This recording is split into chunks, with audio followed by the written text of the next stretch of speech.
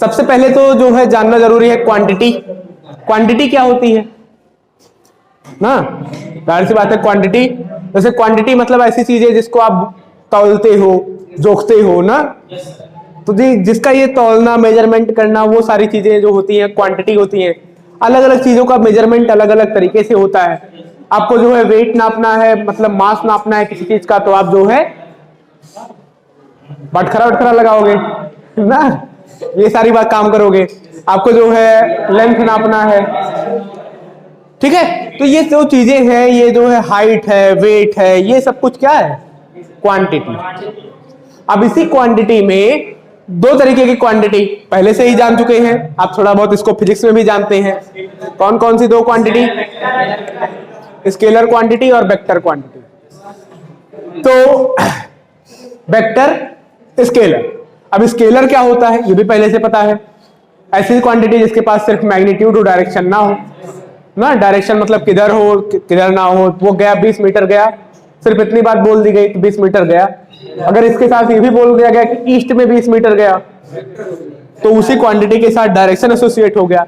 तो जब क्वांटिटी के साथ डायरेक्शन एसोसिएट हो जाए तो उसे हम कैसा बोलेंगे, वेक्टर क्वांटिटी। लेकिन सिर्फ एक डायरेक्शन, एक क्वांटिटी के साथ एक डायरेक्शन ऐड हो जाए, जैसे अभी सन से लाइट निकलती है ना, तो वो हर डायरेक्शन में निकलती है, हर डायरेक्शन में निकलती है ना। तो जब किसी के पास इनफाइनाइट डायरेक्शन होता है या बहुत ज्यादा डायरेक्शन होता है तो उसे हम बोलते हैं टेंसर क्वांटिटी, ठीक है। और टेंसर जो है हाई लेवल की चीज है, तो वो हाई लेवल के क्लास में भी पढ़ेंगे।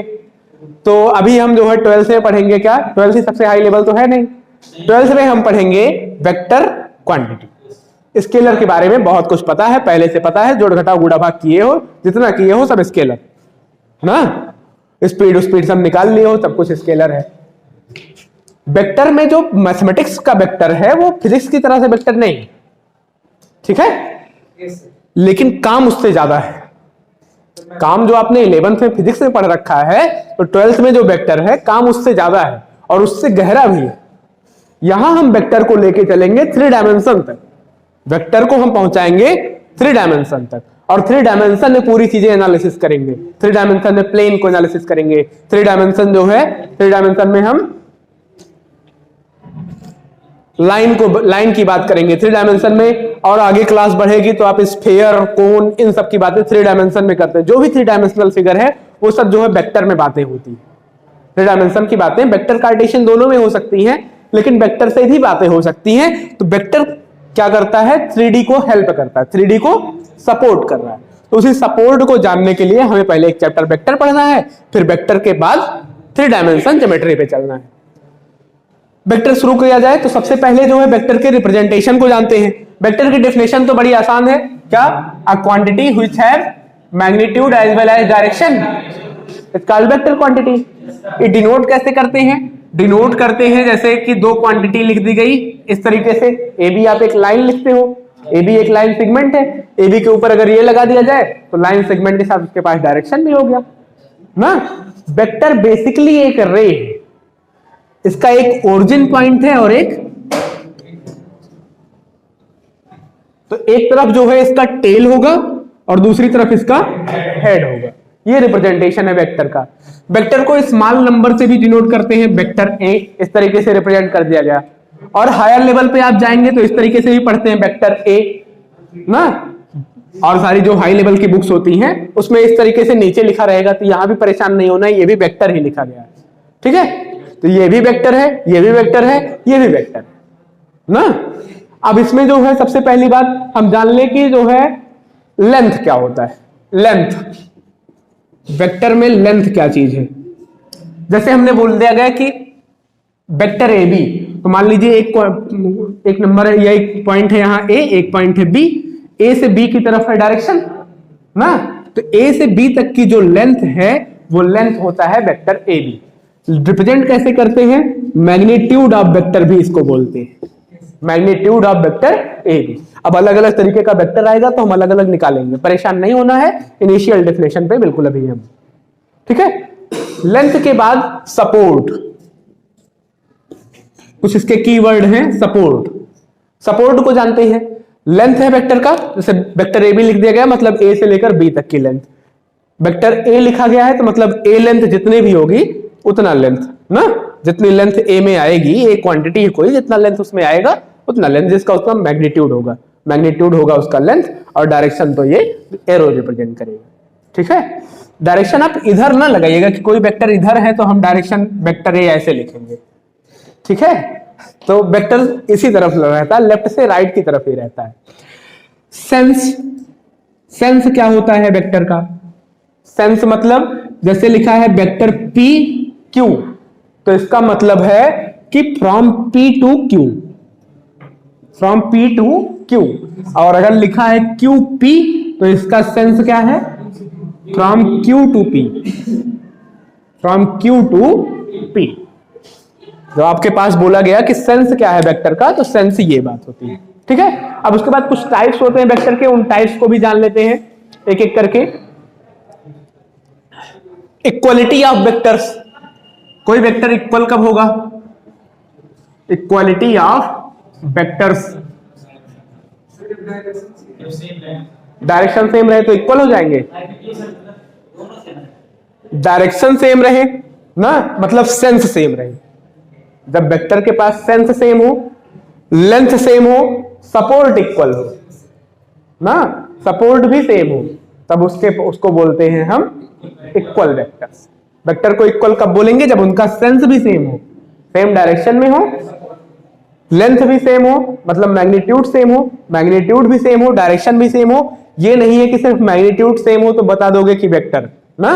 ये दो इक्वल वेक्टर्स हैं, एक का जो है 2 न्यूटन है और एक जो है मान लीजिए 2 मीटर ईस्ट है, तो यहाँ जो है दोनों का मैग्नीट्यूड 2 है, तो आप बोल दोगे कि जो है इक्वल वेक्टर्स है। ऐसा नहीं है, सेंस सेम हो, सपोर्ट सेम हो और लेंथ सेम हो, अगर ये तीनों बातें हैं तो हम बोलते हैं इक्वल है वेक्टर्स। टाइप्स ऑफ वेक्टर में बात करें तो जीरो वेक्टर बहुत इंपॉर्टेंट है, पूछा भी जाता है, छोटी सी डेफिनेशन, इसको हम लिखेंगे जरूर। जीरो वेक्टर,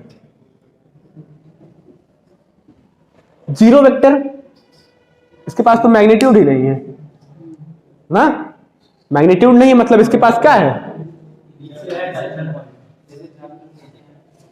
जहां इनिशियल हुआ वहीं टर्मिनल हो गया,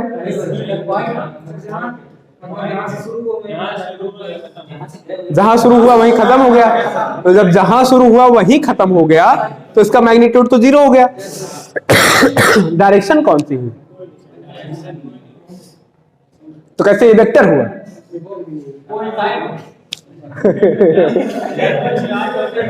चलिए ठीक ना, तो जीरो वेक्टर उसे बोलेंगे अ vector with zero magnitude, vector with zero magnitude and arbitrary direction,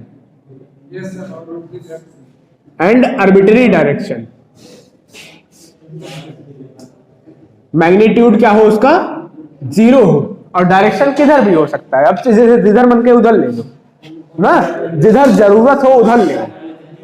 ठीक है, हाँ, चाहे जहां जो है इसको प्लेस कर सकते हैं। ठीक है, हाँ, तो आर्बिटरी डायरेक्शन। यूनिट वेक्टर एक होता है जीरो वेक्टर, यूनिट वेक्टर, हाँ, जिसका मैग्नीट्यूड 1 हो वो होगा यूनिट वेक्टर। अगर ये जैसे वेक्टर ए है, अगर ये यूनिट वेक्टर होगा तो इसे लिखेंगे ए कैप से। यूनिट वेक्टर को रिप्रेजेंट कर दिया जाता है ऊपर कैप लगा के। ये छोटी मोटी डेफिनेशंस है, ध्यान रखिएगा, ए कैप लगा के ना। आप देखे होंगे कि एक्स एक्सिस के अलोंग यूनिट वेक्टर आई कैप से रिप्रेजेंट करते हैं, वाई के अलोंग जे कैप से रिप्रेजेंट करते हैं, के कैप से रिप्रेजेंट करते हैं। तो ये सब क्या है? यूनिट वेक्टर है अलोंग एक्सिस। ये सब का काम हम लोगों को पड़ेगा, हम बारी बारी यूज भी करेंगे।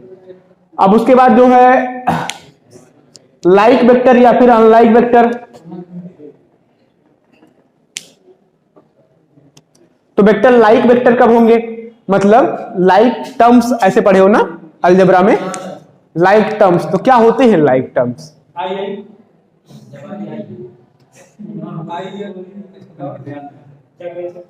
Like vector, unlike vectors, sense same हो ना।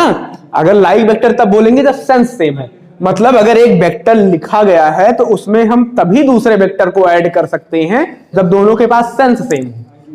अगर दोनों के डायरेक्शन में अंतर है, मतलब एक वेक्टर लिख दिया गया मान लीजिए 5i कैप और दूसरा वेक्टर लिख दिया गया 7j कैप, तो हम इन दोनों को जो है, इन दोनों को साथ में ऑपरेट नहीं कर सकते हैं ऐसे डायरेक्टली ना। ये नहीं कि हम 7 5 12, ठीक है, इनके मैग्नीट्यूड को हम नहीं कुछ काम कर सकते इस पे, इसको ऐसे साथ में लिखना पड़ेगा। तो लाइक वेक्टर अनलाइक वेक्टर क्या है? जिसका सेंस सेम हो वो है लाइक वेक्टर, और जिनका सेंस अपोजिट हो वो क्या है? Unlike vectors. Like vectors and unlike vectors, ये भी टर्म है एक जानने वाला, बस इंट्रोडक्शन है ये ना, हल्का फुल्का इंट्रोडक्शन है। कोइनिशियल वेक्टर, कोलिनियर या फिर parallel vector, collinear and parallel vectors.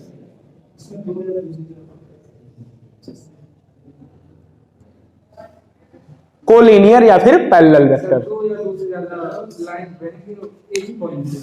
Sense एक हो। कोलिनियर मतलब सेंस एक हो, डायरेक्शन सेम हो या अपोजिट हो ना, या अपोजिट हो, मतलब 0 डिग्री का एंगल बना रहा हो या फिर 180 डिग्री का ना, 180 डिग्री का एंगल बना रहा हो तो वो कैसे होंगे? कोलिनियर होंगे और पैरेलल होंगे ना। सेंस सेम हो, हाँ, डायरेक्शन इस तरफ हो चाहे उस तरफ, लेकिन सेंस सेम रहे ना, सेम साइड रहे या फिर अपोजिट साइड रहे। फिर कोइनिशियल वेक्टर, कोइनिशियल वेक्टर, कोइनिशियल नाम से ही क्लियर है क्या होता है कोइनिशियल? जिनका स्टार्टिंग पॉइंट सेम हो, स्टार्टिंग पॉइंट सेम हो, मतलब अगर लिखा गया है वेक्टर PQ, वेक्टर PQ, तो इसी के साथ हम बना ले वेक्टर PR। स्टार्टिंग पॉइंट दोनों का सेम है ना, हाँ हाँ, 2 हो या 2 से ज्यादा हो। अब जैसे एक पॉइंट है यहाँ P, तो इसे बना दिए हम PQ, ये वेक्टर PQ है। ये क्या है? अगर यहाँ पॉइंट R है तो ये वेक्टर PR है, यहां बना दिए ये क्या है? वेक्टर PS है, ठीक है। तो ये कैसे वेक्टर हैं? इनका स्टार्टिंग पॉइंट सेम है ना, ये एक ही जगह से इनिशिएट हो रहे हैं, ओरिजिन इनका सेम है, तो हम बोलेंगे कि कैसे वेक्टर हैं? कोइनिशियल वेक्टर्स हैं।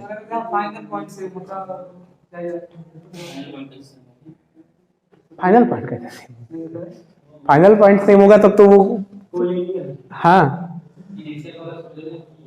अब तो वो इक्वल वेक्टर्स आ जाएंगे ना।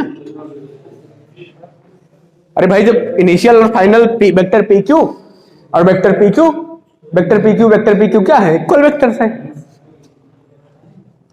ठीक है। Coinitial vectors, coplanar vectors, coplanar vectors एक ही प्लेन पर हो, ठीक है। अगर आप बात करें 3D की, 3 डायमेंशन में, तो 3 देखिए, अगर 2 डायमेंशन में आप 2 लाइन खींचिए तो वो 2 लाइन या तो पैरेलल होंगी या फिर आगे पीछे बढ़ाने पे कहीं ना कहीं काट देंगी। प्लेन में क्या होता है? कोई भी 2 लाइन या तो इंटरसेक्ट कर देती है, वेक्टर जो है एक लाइन की तरीके से रिप्रेजेंट कर दिया जा रहा है। अभी लाइन का हम इक्वेशन भी वेक्टर फॉर्म में पढ़ेंगे। तो प्लेन में अगर एक खींचा गया, मान लीजिए इसे बोर्ड पर ड्रा कर दिया गया, तो इस बोर्ड पर ये 2 लाइन क्या होंगी? या तो पैरेलल जाएंगी जो कभी नहीं काटेंगी, या फिर ऐसा हो सकता है कि दोनों की दोनों कहीं ना कहीं आगे बढ़ाने पे या पीछे बढ़ाने पे इंटरसेक्ट कर जाएंगी, है ना। ये तो होता है, या तो पैरेलल या फिर इंटरसेक्टिंग, ये 2 बातें हो सकती है प्लेन में। लेकिन अगर आप बात करें 3 डायमेंशन की, तो एक ऐसे निकल गया, दूसरा ऐसे निकल गया ना, हाँ। तो ऐसे जब ये सेंस आ गया कि दो है अलग अलग तरीके से निकल जा रहा है ना, ये पैरेलल है ना कभी ये इंटरसेक्ट करेंगी, पॉसिबल है ना ऐसा। तो कोप्लेनर वेक्टर्स, ठीक है। तो जो वेक्टर एक ही प्लेन में हो उसे हम बोलते हैं कोप्लेनर वेक्टर्स, ठीक। Coplanar vectors, coterminal vector, coterminal vector, इसको भी समझ लीजिए क्या होता है कोटर्मिनल वेक्टर ना। जैसे ऐसा हो सकता है क्या कि सब कुछ आके एक ही जगह पे मिल रहा हो ना, एक पॉइंट है, सब आके वहीं के वहीं मिल रहे हैं, ठीक है। कई जगह से आ रहा है। अब ये देखिए सब आके एक ही जगह पे मिल रहे हैं पी पे, तो हम इसे बताएंगे को टर्मिनल। सबका टर्मिनल पॉइंट क्या हो, सेम। तो ये को वर्ड मतलब साथ वाला होता है ना, साह। साह इसका हिंदी में नाम ही होता है साह, मतलब साथ में रहे, जिसका टर्मिनल पॉइंट सबका क्या हो, एक ही है। अगर टर्मिनल पॉइंट कई सारे वेक्टर का एक ही है तब उसे बोलेंगे को टर्मिनल वेक्टर। हाँ, साथ में बैठा रहता है ना। हाँ, negative of vectors, negative of vectors, negative of vector, vector के निगेटिव का क्या सेंस है, मैग्नीट्यूड सेम रहेगा, डायरेक्शन पलट जाती है। ठीक है, डायरेक्शन पलट जाती है। Reciprocal of vector, reciprocal of vector, तो वेक्टर के, वेक्टर का रेसिप्रोकल का कोई सेंस नहीं होता। मतलब अगर आप लिख रहे हो, अगर आप लिख रहे हो 1 अपान वेक्टर ए, तो इसका कोई सेंस नहीं है ना। सेंस किसका है, magnitude of vector A, 1 upon magnitude of vector ए। ठीक है, तो मैग्नीट्यूड का सेंस है, लेकिन जो है रेसिप्रोकल में अगर बात की जाए तो वेक्टर के रेसिप्रोकल का कोई सेंस नहीं है कि डायरेक्शन क्या हो जाएगा, कहां हो जाएगा। वेक्टर में भाग भाग नहीं होता है ना, डिवाइड, डिवाइड वाला सिस्टम नहीं है वेक्टर में। ठीक, तो इसने काम पे बेस्ड आपका जो है, अगर एनसीईआरटी से देखें तो पहली एक्सरसाइज इसी पे बेस्ड है। आपको ये बताना है कि कौन सा क्वांटिटी वेक्टर है, कौन सी स्केलर है। बड़ा आसान काम है ना, कौन को इनिशियल है, कौन क्या है, ये सारी चीजें जो है हमें बतानी है। पहला काम जो है वही। हाँ, एरिया, केजी, ये स्केलर है, स्केलर, स्केलर यूनिट स्केलर है, यूनिट कितनी होती है स्केलर की, यूनिट, अरे यार जैसे केजी स्केलर का है, क्योंकि वो मास है, मास है, मास के पास डायरेक्शन कहाँ होती है, अगर वेट की डायरेक्शन होती है, वेट की डायरेक्शन होती है, मास की डायरेक्शन नहीं होती। जैसे अगर आप किसी को निकाल रहे हो 10 केजी आप तौल रहे हो ना, तो वास्तव में वो 10 केजी नहीं है। ठीक है, वो m इंटू जी होके तब 10 हुआ है। ठीक है, वो जी की वजह से जो है वेट कर पाते हो ना। वेटिंग आप कैसे कर पाते हो, जी की वजह से कर पाते हो। वेट वेक्टर है, जो चीज मूव करे सब केजी मास है। हाँ हाँ, वेट को न्यूटन में, या फिर किलोग्राम भार बोलते हैं उसको। किलोग्राम भार अगर जैसा है, किलोग्राम भार, तो इसका मतलब डाउनवर्ड डायरेक्शन, उसका डायरेक्शन हो जाता है डाउनवर्ड डायरेक्शन। सर जो कोई मूव करे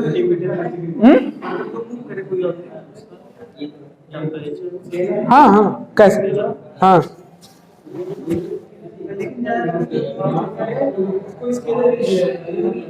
अब जैसे असुरी मूव करे तो ही वेक्टर है, ये बात नहीं। मूव कुली भी करता है, लेकिन कुली का काम वेक्टर नहीं, कुली का वर्क क्या हो जाता है, जीरो हो जाता है ना। अब फोर्स है, फोर्स इस दीवार पे लगा, इस दीवार पे लगा, दीवार मूव तो नहीं की, लेकिन फोर्स लगा ना, डायरेक्शन नहीं पता चली कहां किधर लगा, मूव नहीं करेगी।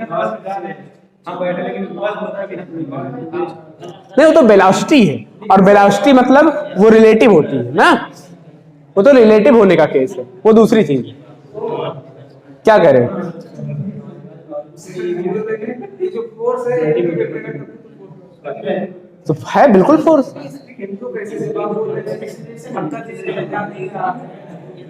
तो हमने ये कब कहा कि डिस्प्लेसमेंट हो तभी वेक्टर है। फोर्स लग रहा है ना, फोर्स में डायरेक्शन है, बस वो वेक्टर हो गया। मतलब वही क्वांटिटी वेक्टर है जिसके पास डायरेक्शन है। अब ये मूव करे चाहे ना करे, डायरेक्शन तो आया ना, फोर्स लगने का, इसके मॉलिक्यूल्स में फोर्स तो लगा, और फोर्स डायरेक्शन में लगा।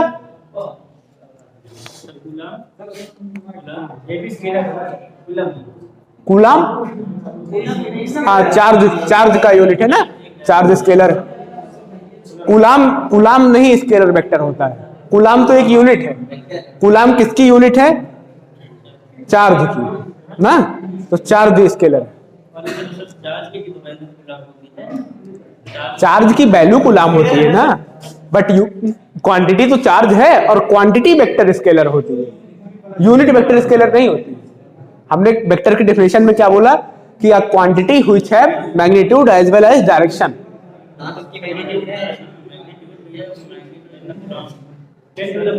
बट कूलाम मींस डायरेक्शन नहीं है ना, किधर, कौन सा कूलाम भाई? चार्ज ही तो है, चार्ज कहीं भी हो, कोई भी डायरेक्शन हो, क्या फर्क पड़ता है? हाँ, उससे इलेक्ट्रिक फील्ड जो डेवलप हो रही है, उस इलेक्ट्रिक फील्ड में डायरेक्शन है, तो वो वेक्टर है। उस चार्ज की वजह से जो इलेक्ट्रिक फील्ड बन रही है, उस इलेक्ट्रिक फील्ड में डायरेक्शन है। एक्सेलरेशन बिल्कुल वेक्टर है, हाँ, क्योंकि वो rate of change of velocity है, और वेलोसिटी वेक्टर है, तो इसलिए जो है एक्सेलरेशन भी वेक्टर है।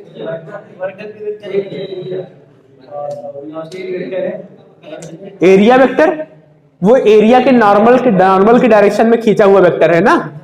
एरिया वेक्टर क्या है? एरिया के नॉर्मल डायरेक्शन में, जो एरिया है जिस पर आप काम कर रहे हो उसके नॉर्मल, तो नॉर्मल में मतलब आ गया ना कि उस प्लेन के परपेंडिकुलर डायरेक्शन में, तो प्लेन का परपेंडिकुलर डायरेक्शन आ गया ना, तो डायरेक्शन आ गया तो वेक्टर है। अब इसमें कुछ बातें हम और जान लेते हैं ना जो काम की। पोजीशन वेक्टर, इसको मिटा दीजिए। हाँ, पोजीशन वेक्टर ना, जैसे थ्री डायमेंशनल स्पेस हमने बना दिया, मान लीजिए एक्स एक्सिस, वाई एक्सिस और जेड एक्सिस, ये बन गया। अब स्पेस में कहीं कोई पॉइंट है, 3D का इंट्रोडक्शन आपने 11th में पढ़ रखा है थोड़ा सा ना भाई, 3 परपेंडिकुलर लाइन एक दूसरे को इंटरसेक्ट करती हैं, तो पूरा स्पेस 8 पार्ट में डिवाइड होता है, हर पार्ट को एक ऑक्टेंट कहते हैं ना।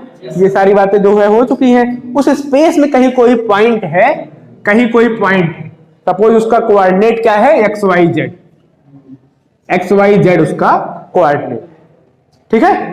तो ये एक्स जो है, मतलब ये एक्स एक्सिस पे एक्स डिस्टेंस होगा, एक्स एक्सिस पे एक्स डिस्टेंस होगा, वाई एक्सिस पे कुछ वाई डिस्टेंस होगा, और जेड एक्सिस पे, जेड ऐसे समझो ना सीधे सामने, जेड एक्सिस पे कुछ जेड डिस्टेंस होगा। तो अगर यहां पॉइंट है, यहां कोई पॉइंट है स्पेस में, तो वो स्पेस का पॉइंट क्या हो जाएगा, एक्स वाई जेड। अब यूनिट डायरेक्शन से अगर आप देखें तो एक्स डिस्टेंस है ना ये पूरा, तो इसको वेक्टर में कन्वर्ट कीजिए, जरा वेक्टर में कन्वर्ट कीजिए। तो यूनिट वेक्टर को आप किससे रिप्रेजेंट करते हो, आई कैप से। एक्स की डायरेक्शन में यूनिट वेक्टर क्या है, आई कैप। वाई की डायरेक्शन में यूनिट वेक्टर क्या है, जे कैप। और जेड की डायरेक्शन में क्या है, के कैप, ठीक है, के कैप। तो अब ये पूरा यक्स लेंथ है ना, तो यक्स से आई कैप में मल्टीप्लाई कर देती है, पूरा इतना वेक्टर हो जाएगा। भाई ये यूनिट वेक्टर था, यूनिट वेक्टर से एक स्केलर में मल्टीप्लाई कर दिया। किसी स्केलर से मल्टीप्लाई करना मतलब जैसे वेक्टर ए है, वेक्टर ए इतना बड़ा है, वेक्टर ए इतना बड़ा है। अगर हम यहां लिख दे 5 वेक्टर ए, तो ये 5 वेक्टर ए इसका 5 गुना बड़ा हो जाएगा। ये है क्या, 5 वेक्टर ए, ये है वेक्टर ए, 5 गुना बड़ा हो जाएगा। कहने का मतलब यही होता है। तो अगर ये आई कैप में ऑलरेडी पता है और यहां से यहां तक की डिस्टेंस यक्स है, तो ये क्या हो जाएगा पूरा एक्स आई कैप ना। यहां से यहां तक की लेंथ अगर देखी जाए साथ में वेक्टर के साथ, डायरेक्शन के साथ, तो एक्स आई कैप, और इस पर वाई जे कैप। बिल्कुल सेम तरीके से ये जेड के कैप। और ये जो हमारा पोजीशन वेक्टर जो इस स्पेस में एक पॉइंट था, वो क्या बन जाएगा, एक्स आई कैप, वाई जे कैप, जेड के कैप। और ये रिप्रेजेंट करेगा वेक्टर को। कौन से वेक्टर को, उस वेक्टर को जो ओरिजिन से यहां तक ज्वाइन करता है, जो ओरिजिन से उस पॉइंट को ज्वाइन करता है ना। अब ओरिजिन से उस पॉइंट को ज्वाइन करना, ये हो गया इसका डायरेक्शन। तो इसी को बोलते हैं हम क्या, पोजीशन वेक्टर, पोजीशन वेक्टर। तो जैसे अगर आपके सामने कुछ लिखा गया है, मान लीजिए vector A equal to 5 I cap plus 2 J cap minus 7 K cap, ऐसे लिखा गया है ना। तो इसका मतलब क्या है कि पोजीशन वेक्टर है वो। कहां से, ना, डिपेंड करता है कहां से लिया गया है। वेक्टर ए अगर ओरिजिन से लिया गया है, वेक्टर ए का पोजीशन वेक्टर लिखा गया है, तो क्या लिखा जाएगा, ये 5i cap plus 2j cap minus 7 cap represent कर रहा है एक्स एक्सिस पे 5 का डिस्टेंस, y पे 2 का और z पे -7 का, और ये साथ में एसोसिएट होके डायरेक्ट हो जाएगा ये वेक्टर ए, स्पेस में एक पॉइंट हो जाएगा ना। तो स्पेस के उस पॉइंट को ओरिजिन से ज्वाइन करने पे जो डायरेक्शन मिलती है, उस डायरेक्शन को हम क्या बोलते हैं, पोजीशन वेक्टर, और उसको लेंथ को magnitude of vector, magnitude of vector. समझ पा रहे हो क्या बोल रहा हूं ना। ये स्पेस की बातें हैं, थोड़ा दिमाग में जो है जब इमेज बनती है, साफ साफ दिखता है, तो चीजें ज्यादा समझ में आती है। तो पोजीशन वेक्टर है ना, जरा यहां से यहां तक की डिस्टेंस निकाल दो भैया, डिस्टेंस फॉर्मूला लगा दो, x minus 0 whole square, y minus 0 whole square, z minus 0 whole square. अगर इसे हमने बोला था वेक्टर ए, तो वेक्टर ए इक्वल टू क्या था, एक्स आई कैप वाई जे कैप जेड के कैप, जेड के कैप, है ना। तो यहां से यहां तक का जो है मेजरमेंट अगर देखा जाए, तो यहां से यहां तक की लेंथ कितनी है, X square plus Y square plus Z square under root में ना। तो मतलब हम वही मैग्नीट्यूड बोल सकते हैं वेक्टर ए का, क्या कि X square plus Y square plus Z square. भाई अगर ये वेक्टर ए है, तो वेक्टर ए का लेंथ क्या हो जाएगा, magnitude of vector A, length of vector, length तो यही है ना, उसका मैग्नीट्यूड निकाल दो, और मैग्नीट्यूड यहां से यहां तक की लेंथ। तो अगर किसी भी वेक्टर का मैग्नीट्यूड निकालना है, तो सिंपली क्या कर देना है, उसके सारे जो कोफिशिएंट हैं आई जे के उनको स्क्वायर करके ऐड कर लेना है, आपका क्या आ जाएगा, मैग्नीट्यूड ऑफ वेक्टर। एक चीज और है, हम इसको 3D में और डीप में पढ़ाएंगे, पहले जो है जान लीजिए वेक्टर में भी यूज है डायरेक्शन कोसाइंस, डायरेक्शन कोसाइंस। इसी रूम को इमेजिन करते हैं ना, रूम का एक कॉर्नर पकड़ लीजिए, ठीक है, जिस भी रूम में है एक कॉर्नर पकड़ लीजिए, ठीक। उसको हमने मान लिया, उस लाइन को हमने मान लिया एक्स एक्सिस, एकदम कोने वाले को एक्स एक्सिस, इसको हमने मान लिया वाई एक्सिस, और इस ऊपर वाली को हमने मान लिया जेड एक्सिस, ठीक है। यहां कहीं जो है खड़े हो गए, और यहां से हमने जो है ओरिजिन को ज्वाइन कर दिया, तो ये हो गया क्या, पोजीशन वेक्टर, पोजीशन वेक्टर। अब ये पोजीशन वेक्टर एक्स एक्सिस के साथ कुछ एंगल बनाएगा ना, एक्स एक्सिस के साथ एक एंगल बनाएगा, वाई के साथ भी एक एंगल बनाएगा, जेड के साथ भी एक एंगल बनाएगा। एक्स एक्सिस वो है, अगर यहां से उसको एक्स एक्सिस के साथ एंगल बनाया जाए, धागा समझो, एकदम कोने से एक धागा जोड़ दिया जाए, एकदम कोने से एक धागा जोड़ दिया जाए, तो उस धागे से क्या होगा, एक्स के साथ एक एंगल बनाएगा, कुछ एंगल बनाएगा ना, वाई के साथ एक एंगल बनाएगा, जेड के साथ भी वो एंगल बनाएगा, वो वेक्टर तीनों के साथ, तीनों एक्सिस के साथ एंगल बनाएगा। उन सारे एंगल का कोसाइन ले लो, जैसे मान लो एक्स के साथ उसने अल्फा बनाया, वाई के साथ बीटा बनाया, और जेड के साथ गामा बनाया, सारे का कोसाइन ले लो, क्या हो जाएगा, cos alpha cos beta cos gamma. ये होता है डायरेक्शन कोसाइन। तो अगर किसी वेक्टर के डायरेक्शन कोसाइन पता चल जाए ना, तो हम जान सकते हैं कि वो वेक्टर किस एक्सिस से कितना जो है एंगल बनाते हुए है, तो हम एग्जैक्टली पोजीशन पे उसको खड़ा कर सकते हैं ना। अगर किसी वेक्टर के डायरेक्शन कोसाइन पता चल जाए, तो डायरेक्शन कोसाइन मतलब हमें एंगल पता चल गया, और जब हमें एंगल पता चल गया, तो हम उस वेक्टर को जो है पर्टिकुलर जगह पर जहां प्लेस करना था, देखो हल्का हल्का माइन्यूट हिलने से भी जो है तुरंत डायरेक्शन चेंज हो जाएगी होता है ना। अगर आपने ऑप्टिक्स पढ़ा हो, तो पढ़ा होगा कि जो है कोई लाइट की रे चलती है, तो उसके साथ जैसे ये जा रही डायरेक्शन ऑफ प्रोपोगेशन है, ठीक है। तो इलेक्ट्रिक फील्ड वेक्टर और magnetic field vector, electromagnetic waves है, होता है, इलेक्ट्रोमैग्नेटिक वेव्स पढ़ा फिजिक्स में। इलेक्ट्रोमैग्नेटिक वेव्स में जो है आपने क्या पढ़ा, ये जो है क्या है, डायरेक्शन ऑफ प्रोपोगेशन है। तो ये जो है इलेक्ट्रिक फील्ड वेक्टर जस्ट उसके perpendicular, magnetic field vector just उसके परपेंडिकुलर। इस हाथ के बीच के गैप को ना देखिए, अंगूठा उठा के यहां लगा लीजिए ना, उखाड़ के यहां लगा लीजिए, ठीक है। तो अब ये देखिए, ये 3 डायरेक्शन है, लेकिन ये 3 डायरेक्शन नहीं, ये जो इलेक्ट्रिक फील्ड वेक्टर होता है, ये पूरी तरीके से ऐसे गोल सा डिस्ट्रीब्यूट होता है, हर डायरेक्शन में फैला होता है। ये मैग्नेटिक फील्ड वेक्टर वो भी परपेंडिकुलर होता है और पूरा गोल सा होता है। अगर आप पोलराइजेशन वगैरह पढ़ेंगे तो वहां यही काम किया जाता है कि उसको एक डायरेक्शन में भेजा जाता है। जब लेजर जो लाइट बनती है, लेजर लाइट में सबको कन्फाइंड करके ये जो इतनी सारी एनर्जी डिस्ट्रीब्यूट हो रही है, उस एनर्जी को कंबाइन करके एक डायरेक्शन में भेजा जाता है। तभी देखो लेजर लाइट कितना दूर तक मारती है ना। तो उसका जो है एनर्जी डिस्ट्रीब्यूट नहीं होने दिया जाता। ये सारी चीजें यूज कर दी जाती है वेक्टर की हेल्प से। मतलब वेक्टर ही तो है, डायरेक्शन इतना सारा है, तो जरा जरा से चेंज से डायरेक्शन चेंज हो जाएगा। जरा जरा सा माइन्यूट चेंज से तुरंत पूरी डायरेक्शन चेंज हो जाएगी ना। मतलब इनफाइनाइट वेक्टर एक स्पेस में ड्रॉ किए जा सकते हैं, जितना तुम कल्पना भी नहीं कर सकते हो। और उसके बगल में ही दूसरा वेक्टर हो जाता है, उसका सेंस दूसरा है। एक वेक्टर अगर है, यहां मान लीजिए एक पॉइंट है, पॉइंट से ओरिजिन को ज्वाइन किए हो तो पोजीशन वेक्टर है। इसके जरा सा ही बगल में इसके नेबर का जो है पोजीशन वेक्टर जो होगा वो दूसरा होगा ना, और उसकी डायरेक्शन में दूसरी होगी। तो हम इसको कैसे स्टैंड कराएं? स्टैंड कराएंगे हम इसे डायरेक्शन कोसाइन की हेल्प से ना। डायरेक्शन कोसाइन क्या होती है? डायरेक्शन कोसाइन बड़ी ही इंपॉर्टेंट डेफिनेशन है। क्या होती है direction cosine?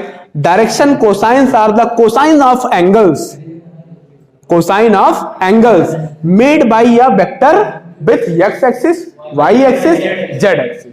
If alpha, beta and gamma are the angles made by a vector with x axis, y axis, z axis respectively, then cos alpha, cos beta, cos gamma are the direction cosine। क्या समझे? समझे? कुछ feel हो रहा है? तो दिमाग में कुछ खाका नहीं तैयार हो रहा है कि क्या मैं बोल रहा हूं?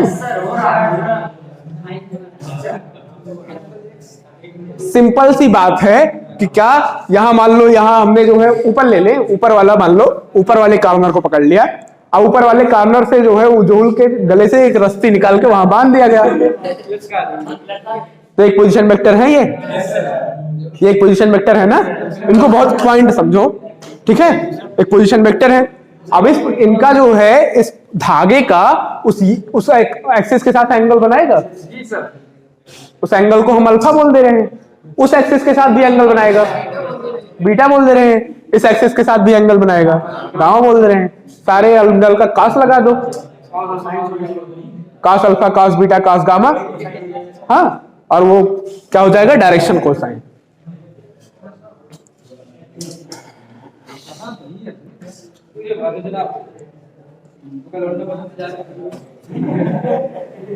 तो सिंपल सी बात देखो, सवाल लगाने में कठिन नहीं होंगे।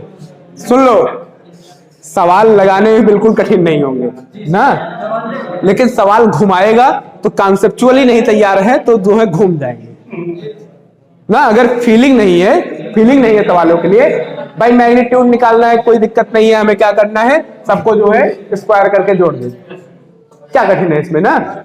यूनिट वेक्टर निकालना है, अभी देख लेंगे, तरीका देख लेंगे, फार्मूला याद कर लेंगे, काम हो जाएगा।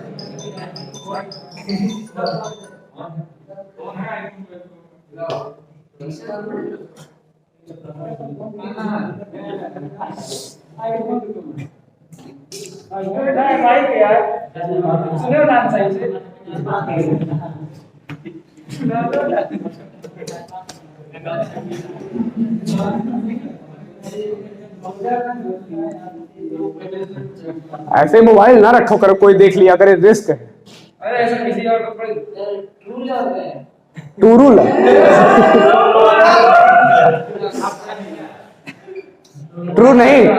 ट्रू नहीं टूरू।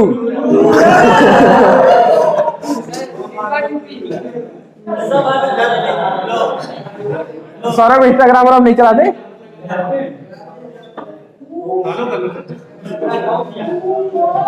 आज का युवा इंस्टाग्राम ना चलाए कैसा युवा ना। हाँ?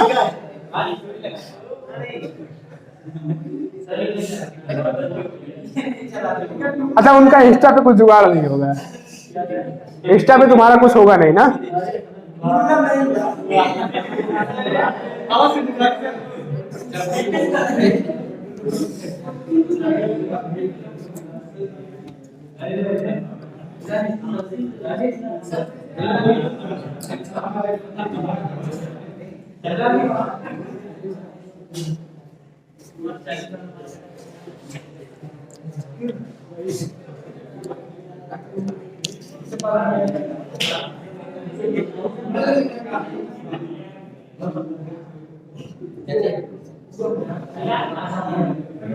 डायरेक्शन कोसाइंस ना,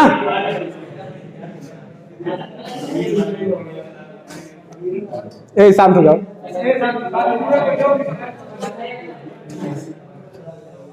इतना ध्यान देना पड़ता है ना एडिटिंग में, कई बार बोलना पड़ता है ए शांत हो जाओ, तो अब हे शांत हो जाओ फिर वो हटाना भी पड़ता है। मेहनत लगती है।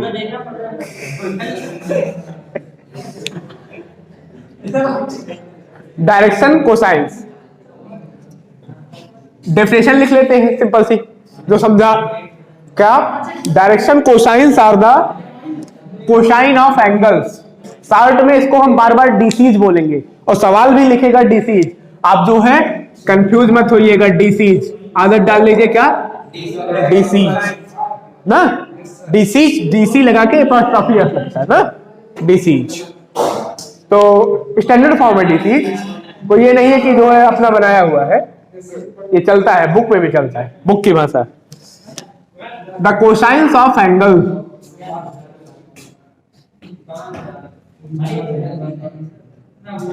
Angle made by a vector with coordinate axis,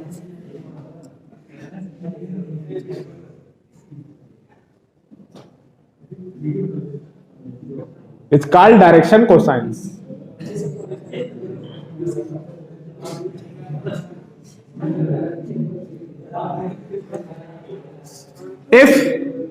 if vector A ना, vector A makes alpha beta gamma angle with x y z axes respectively, then cos alpha, cos beta, cos gamma are called direction cosines.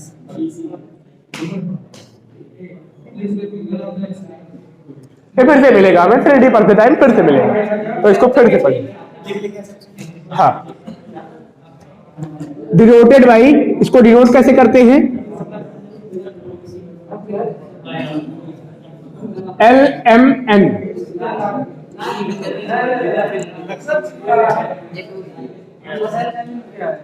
LMN से denote करते हैं।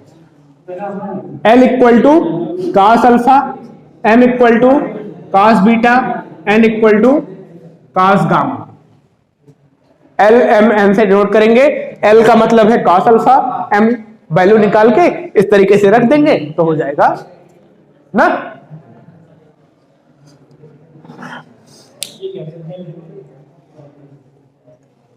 LMN is the cos alpha, cos beta, cos gamma. ये representation है हमेशा direction cosine को LM।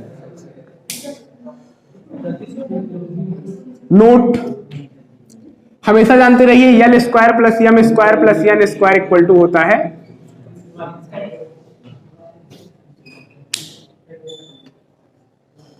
इसको याद रखिएगा। बनाने में 3 डायमेंशन फिगर है और टिपिकल पड़ेगा 3D आएगा तो वहां फिर बनवा के प्रूफ करवा देंगे ना, L square plus M square plus N square equal to 1। ये बहुत इंपॉर्टेंट बात है, आपको किसी भी चैप्टर में यूज मिल सकता है। या अगर आपको याद हो तो हमने मैट्रिक्स में एक सवाल लगवाया था मैट्रिक्स में डिटर्मिनेंट में, जिसमें यल एम एन आया था, वहां बोला था L square plus M square plus N square equal to 1 होता है। ये 3D पढ़ते टाइम पता चलेगा, तो वही जो है पता चलेगा। प्रूफ इसका 3D में बताएंगे, वेक्टर में बस यही जान लीजिए।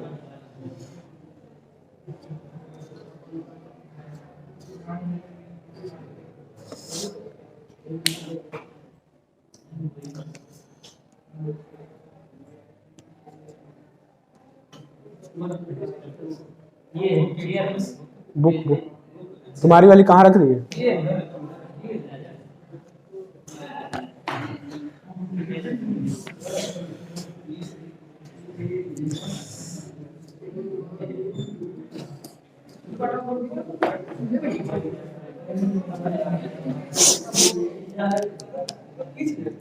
डायरेक्शन रेशियोज, डायरेक्शन रेशियोज,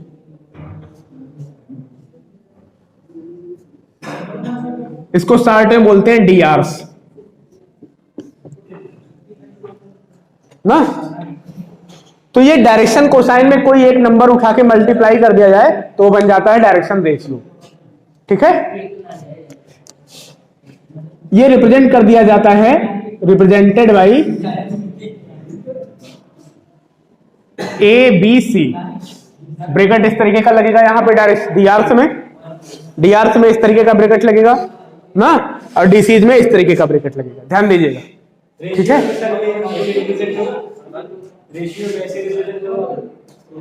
हाँ, ये डायरेक्शन रेशियोज है, ये डीसीज है, अंतर समझ जाएंगे, रुक जाइए। क्या एल बाई, मतलब अगर कर दिया जाए के एल, के एम, के एन, के इज एनी नंबर ना, तो यही आ जाता है एबीसी। सारे के सारे जो है डीसीज में किसी एक पर्टिकुलर स्केलर से मल्टीप्लाई कर दिया जाता है, क्या बन जाता है, डीआरस। डायरेक्शन कोसाइंस डायरेक्शन को बताते हैं, डीआरस उसके डायरेक्शन को ही बताते हैं, लेकिन अंतर क्या है दोनों में। डायरेक्शन कोसाइन सिर्फ यूनिट वेक्टर की बात करते हैं ना, सिर्फ ये डायरेक्शन बता के यूनिटी पे अपना काम रोक देते हैं, और डीआरस पूरे वेक्टर की लेंथ को कवर कर सकते हैं, ठीक है। उस वेक्टर को आप बड़ा कर सकते हैं, छोटा कर सकते हैं, जो मन करे सो कर सकते हैं। लेकिन डायरेक्शन कोसाइंस इसका जो है अगर देखा जाए तो ये अंडर रूट लगा दें तो मैग्नीट्यूड ही तो है। अगर कोई वेक्टर लिखा गया, वेक्टर ए मान लीजिए, वेक्टर यक्स लिखा गया मान लीजिए, क्या L I cap, M J cap, N K cap, तो इसका मैग्नीट्यूड क्या हो जाएगा, under root L square plus M square plus N square. Magnitude of vector X क्या हो जाएगा, जो कि है 1। तो ये कुल मिला के किसको रिप्रेजेंट कर रहा है, यूनिट वेक्टर को, यूनिट वेक्टर। तो डीसीज किसके रिप्रेजेंट करते हैं, यूनिट वेक्टर को, और डीआरस किसे रिप्रेजेंट करते हैं। और अगर वेक्टर वाई इक्वल टू लिखा गया है vector A I cap plus B J cap plus C K cap, हाँ, तो ये डायरेक्शन को रिप्रेजेंट करते हैं।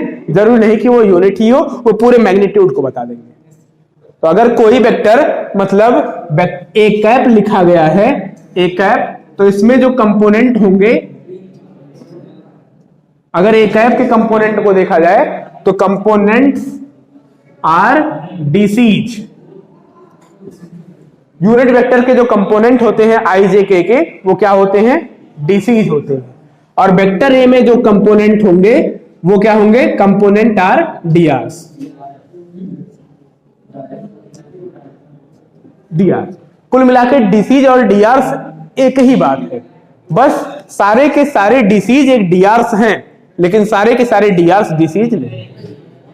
डीआरस डीसीज में किसी से भी मल्टीप्लाई कर दो, एक नंबर उठाओ सबको मल्टीप्लाई कर दो उसी से, तो क्या हो जाएगा, डीआरस हो जाएगा ना। तो इसका मतलब 1 उठा लो मल्टीप्लाई कर दो तो डीआरस हो जाएगा। तो डीसीज भी डीआरस हैं, डीसीज डीआरस हैं, लेकिन डीआरस जरूरी नहीं कि डीसीज है। अगर डीआरस को कन्वर्ट कर दिया जाए यूनिट वेक्टर में, डीआरस के फॉर्म में कोई वेक्टर लिखा गया है उसे यूनिट वेक्टर में कन्वर्ट कर दिया जाए तो वो क्या हो जाएगा, डीसीज। नई चीज है, नया ज्ञान है, थोड़ा धैर्य रखिए, आएगा। क्वेश्चन लगाएंगे आगे।